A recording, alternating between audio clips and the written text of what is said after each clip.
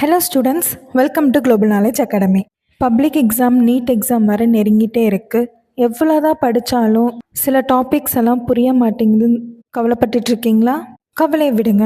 உங்கள் கவலையை போக்க நாங்கள் ஒரு சூப்பரான ஸ்டடி டெக்னிக் எடுத்துகிட்டு வந்திருக்கோம். அதுதான் ஃபைன்மேன் டெக்னிக். இந்த டெக்னிக்கை கண்டுபிடிச்சவர் ரிச்சர்ட் ஃபைன்மேன்.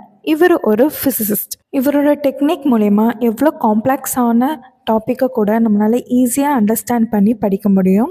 அதுக்கு நம்ம வரப்போகிற இந்த 4 ஸ்டெப்பை ஃபாலோ பண்ணணும். Step 1, or choose the topic. நீங்கள் ஒரு டாப்பிக்கை சூஸ் பண்ணணும். எக்ஸாம்பிள் தெர்மோடைனமிக்ஸ் எடுத்துக்கலாம். அந்த டாப்பிக்கை நீங்கள் படிக்க ஆரம்பிங்க.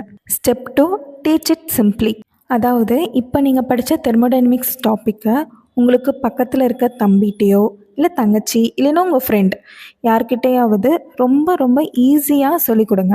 அதாவது சிம்பிளாக சொல்லிக் கொடுங்க. இப்படி சொல்லிக் கொடுக்கறது மூலிமா உங்களுக்கு ரொம்பவே காம்ப்ளெக்ஸான வேர்டு கூட ஈஸியாக உங்களுக்கு அண்டர்ஸ்டாண்ட் ஆகும். Step 3, identify the gaps. அதாவது இப்போ நீங்கள் சொல்லிக் கொடுக்கும்போது சில இடத்துல ஸ்ட்ரக் ஆவீங்க. ஸ்ட்ரக்கான இடமெல்லாம் நோட் பண்ணிவிட்டு எந்த இடத்துல நம்ம ஸ்ட்ரக் ஆகிருக்கோன்னு சொல்லி நீங்கள் செக் பண்ணுங்கள், ஐடென்டிஃபை பண்ணுங்கள். Step 4, simplify the concepts with creative ideas.